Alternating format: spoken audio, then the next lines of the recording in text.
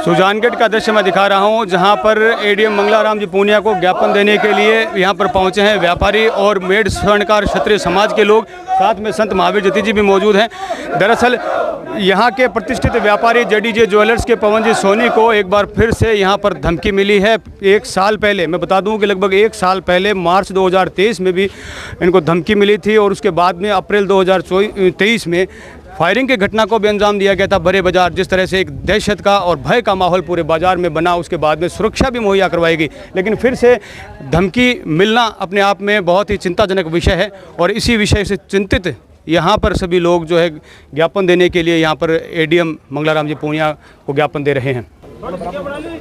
ADM Mangalaram जी पूनिया को ज्ञापन दिया जा रहा है। सुजानगढ़ के प्रतिष्ठित व्यापारी जेडीजे ज्वेलर्स के पवन जी सोनी को फिर से धमकी मिली है। लगभग साल भर पहले भी धमकी मिली थी और उसके बाद में फायरिंग की घटना को भी अंजाम दिया गया था और फिर से धमकी दी गई है, जो श्री मेड क्षत्रिय स्वर्णकार समाज के द्वारा यहाँ पर ज्ञापन दिया जा रहा है।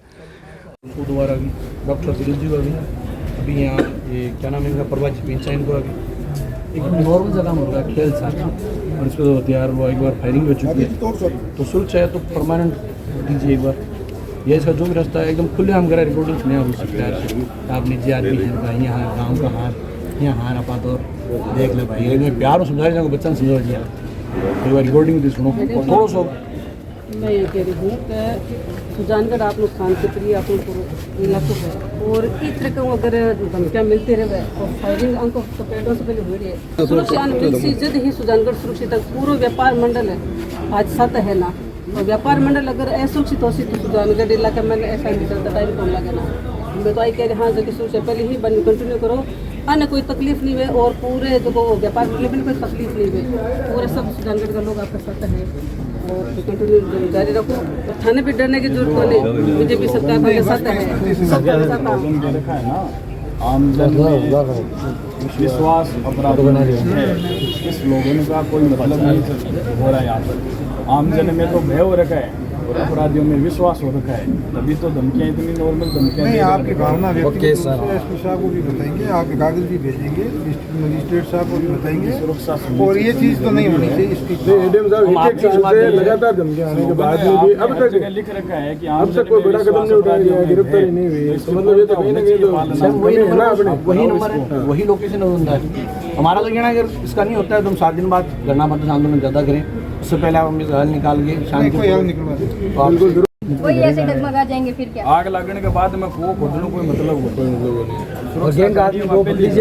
दुकान पर हम तो ऐसा पहले एक कांस्टेबल का गोली लगी मेन बाजार में और पुलिस गाड़ी द्वारा क्या गश्त लगाया जाए ताकि अपराधियों में क्या भय रहे और ऐसी वारदात में हो।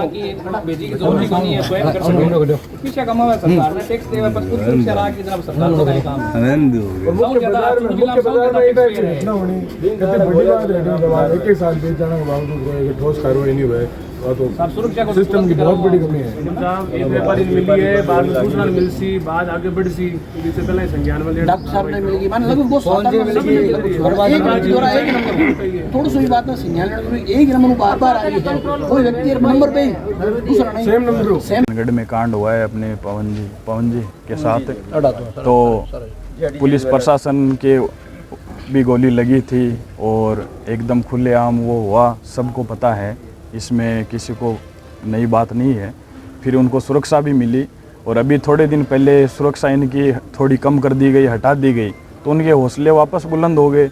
और जो पुलिस प्रशासन का एक स्लोगन दिया हुआ है, हम दीवारों पे उनके कार्यालयों में पढ़ते हैं कि आमजन में विश्वास अपराधियों में भय, ये कायम करने का इनका स्लोगन है। इसको पढ़ते हैं तब हमारे अंदर बहुत विश्वास आता है, लेकिन जो ऐसी घटनाएं सुनते हैं जो आम बात हो गई मारने कूटने की, लूटपाट की, धमकी की, तो ये हम सुनते हैं तो ऐसा उल्टा हो रहा है। अपने सुजानगढ़ में तो उल्टा हो रहा है कि आमजन में तो भय पैदा हो रहा है और अपराधियों में विश्वास पैदा हो रहा है, तभी तो धमकियां मिल रही है। अगर डर होता तो ऐसा काम दोबारा करने की हिम्मत नहीं होती। तो प्रशासन को आज ज्ञापन देकर यही बताया है कि भाई आग लगने के बाद कुआं खोदने से कोई मतलब नहीं है। जो आपको काम करना है, उन पे कार्रवाई करनी है, इनको सुरक्षा देनी है, वो आप काम करो, क्योंकि आग लगने के बाद कुआं खोदने से कोई मतलब नहीं। और मैंने तो ये तक कहा है कि भाई यूपी की तर्ज पर आप काम करो, फिर देखो पुलिस प्रशासन आपको किसने रोक रखा है, किसने आपको रोक रखा है। अब तो अपनी सरकार है, डरने की कोई ज़रूरत ही नहीं है। इसलिए आप यूपी की तर्ज पर काम करो, फिर देखो अपराधियों, जो आपका स्लोगन है वो फिर कथनी में करनी में कोई अंतर नहीं रहेगा। आमजन में विश्वास, अपराधियों में भय। हेड क्षेत्रीय स्वर्णकार समाज के अध्यक्ष अरविंद जी सोनी यहाँ पर मौजूद हैं, जिनके द्वारा यहाँ ज्ञापन दिया गया है। क्या ज्ञापन में मांग की गई है सर? ज्ञापन में मांग हमारे द्वारा ये की गई है कि सुजानगढ़ में लगातार केवल सुनार समाज को ही नहीं, हर समाज के व्यक्तियों को, 5-7 व्यापारियों को धमकी दे रही है, एक ही नंबर से आ रही है, बार बार उसी व्यक्ति द्वारा आ रही है। तो पुलिस शासन एकदम सोया हुआ है।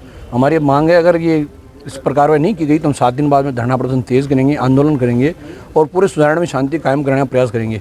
व्यापारी वर्ग मंदी के दौर में ऐसे जूझ रहा है और ऊपर से धमकियाँ आना और ये हमला होना, ये सही नहीं है। और अब तो रामराज की ओर बढ़ रहे हैं। रामराज ये जो हो रहा है ये गलत हो रहा है। तो हमारा प्रशासन से निवेदन है कि अगर इस बात को आपने थोड़ा सा सीरियस नहीं लिया तो हम 7 दिन बाद पुनः इस आंदोलन को थोड़ा तेज़ करेंगे। और जो कार्रवाई नहीं हुई तो धरना प्रदर्शन आंदोलन जयपुर तक, दिल्ली तक, जहाँ भी जाना होगा हम जाएंगे। प्रतिष्ठित व्यापारी ज्वेलर यहाँ पर जेडीजे ज्वेलर्स के साथ ये पहले भी घटना साल भर पहले भी हुई है, तो उस पर क्या कार्रवाई अब तक हुई और फिर बाद में जो है ये पुनरावृत्ति जो इसको कह सकते हैं? जेडीजे ज्वेलर्स पर जो कार्रवाई कुछ नहीं हुई और 5-6 महीने उन्होंने हमें सुरक्षा दी, उसका सुरक्षा डाली। उस दुकान पर तो सरेआम दिन दहाड़े हमला हुआ था, उसमें कांस्टेबल रमेश मीणा को गोली भी लगी थी। तो ये तो एक बहुत ही जघन्य अपराध था, लेकिन पुलिस आज तक उसमें कुछ नहीं कर पाई।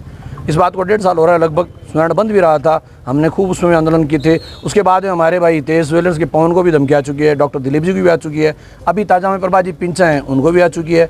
तो प्रशासन से हमारा निवेदन है थोड़ा इस मामले में सीरियस होकर काम करें और सुजानगढ़ में जो भय व्याप्त हुआ है उसको दूर करें।